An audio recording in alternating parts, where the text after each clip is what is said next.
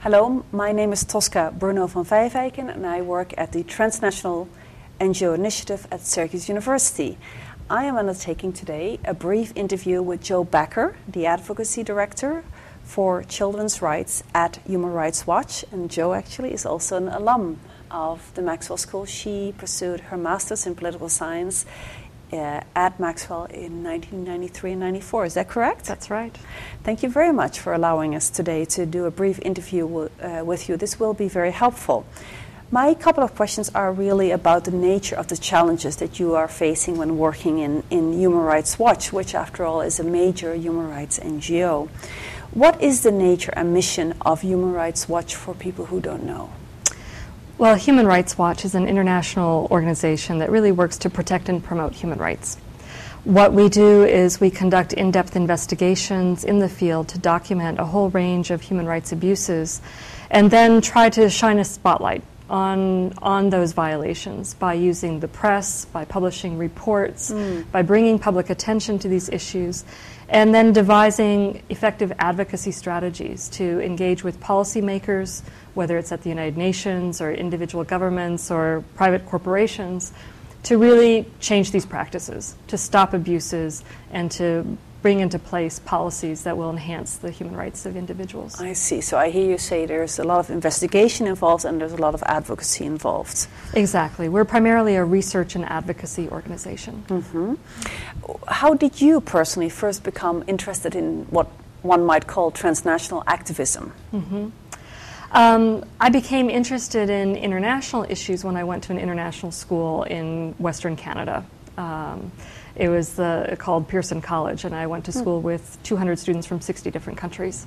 And that really influenced an international worldview and an interest in what was happening in other parts of the world and how I fit into that picture. I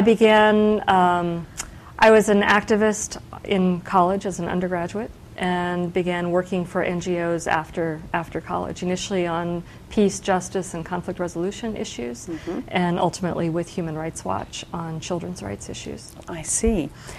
And when you think about Human Rights Watch and the kind of core challenges that it's currently is grappling with, what would those, let's say, your top 3 core challenges be as a major human rights NGO player?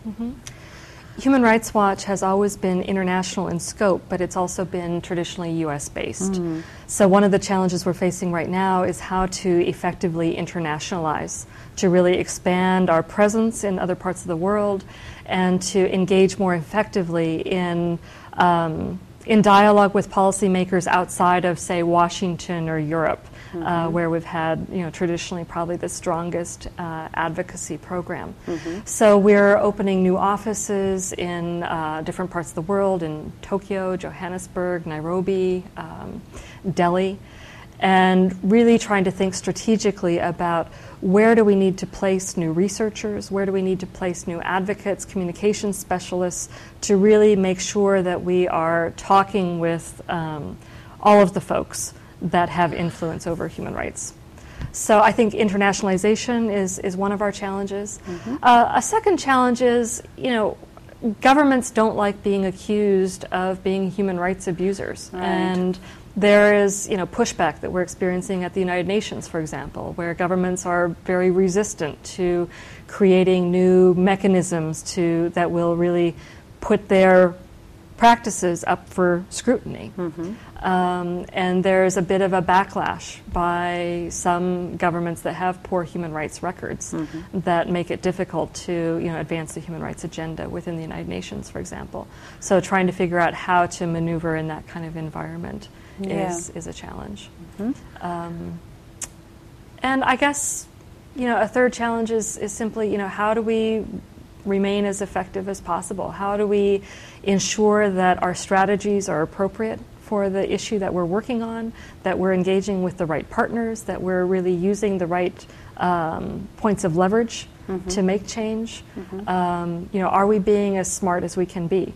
Are we using our research in the best way possible? Are we doing adequate amounts of follow-up? Are we really sustaining our work over time to make sure that it leads to something real? I see. That's very interesting. I just want to follow up on your first core challenge of internationalization. you are able to compare Human Rights Watch with other actors within the human rights sector, but maybe also more broadly the civil society sector. You see a lot of efforts at internationalization. How would you say that human rights approach towards internationalization is similar to other NGOs you see around in the sector, and how is it different or kind of characteristics of the nature and the organizational culture of Human Rights Watch? Well, that's a tough question. I mean, I think, of course, we are evolving as Human Rights Watch, and there's an organizational culture that will translate no matter where we have our staff. And, over the last few years, we've increasingly been placing researchers and advocates in the regions where they work, so that they have closer proximity to both, local partners that we work with, as well as policymakers, are able to respond more quickly to developments on the ground, do work over a sustained period of time as opposed to isolated field missions that are periodic in nature. So there is, an organizational process that will continue that's unique to Human Rights Watch. I see. In terms of, other actors, I mean, certainly there are, other human rights organizations that have that are also, international in scope, that have local offices, local presence. It's hard to generalize, though. I see. Now, how does Human Rights Watch define effectiveness? How do you know when you are effective as an organization, and how do you try to assess that? Yeah. Every time we take on a new project, for example, say we're documenting labor rights violations against domestic workers. This is a sector that is traditionally in the informal sector. They're often excluded from national labor laws. We ask ourselves questions, about, what's the nature of the violations that are being made here? Yeah. What are the best remedies that are possible? Are the remedies better enforcement of existing law? Is it improving law at the national level? Is it creating new international law that will be more protective of this sector? And we try to be strategic about setting goals from the outset and trying to figure out what are we trying to accomplish through our research, through our advocacy. And and then as we move along, we can, we also take stock and say, are we accomplishing our goals? Are we meeting the objectives that we set out when we started this project? Are we finding that actually, we need to be pursuing a different kind of strategy? Do we need to adjust our goals? Do we need to adjust our strategies? We try to be, we really try to be responsive to how things play out, because sometimes you start off with one idea about what needs to be done, and then as you work on a project, as you document violations, as you engage with policymakers, you decide actually something else is what's needed. That taking stock, does it happen primarily within Human Rights Watch and its headquarters primarily, or do you engage your country and regional program places as well as your local partners in that at all? Yeah.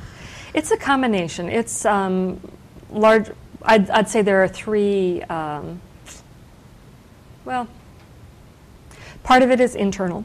Our staff who are closest to the project, who are working on it directly, sort of being in a constant process of evaluation and reevaluation of the work. What's working? What's not working? Where do we need to adjust? Where are we having successes? Where are we having failures? But certainly, we don't do anything without partnerships. And we work with partners on the ground doing research and advocacy, and also with broader global networks and coalitions. So in that case, it's also consulting with our local partners. Are we achieving what we need to achieve? Do we need to adjust? How do we need to adapt to the local environment and the changes in political context?